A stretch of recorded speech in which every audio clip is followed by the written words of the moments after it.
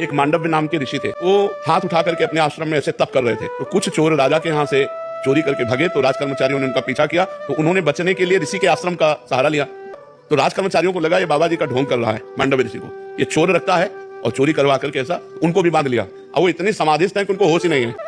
राजा के पास गए, राजा ने तुरंत आदेश कर दिया सबको सूली पे चढ़ा दो। सबको सूली पे चढ़ा दिया और मांडव्य ऋषि को भी सूली पे चढ़ा दिया। तो जो ही गुदाद्वार में सूली इतनी घुसी तो उनको होश आ गया। जब होश आया तो पद्मासन लगा के बैठ गए सूली पे। वो तो महापुरुष थे, जो अन्य चोर थे वो मर गए थे। अब जब अन्य को सजा देने के लिए वहां लाया गया तो जो ही देखा पद्मासन में तो भाग के गए, उनका कोई महात्मा सूली पे चढ़ा। तो राजा आए और वंदना की, महाराज मुझे क्षमा कीजिए। तो उन्होंने कहा मुझे आपसे कोई बात नहीं करनी, सूली से निकालो मुझे, मैं सीधे धर्मराज से बात करूंगा जाके।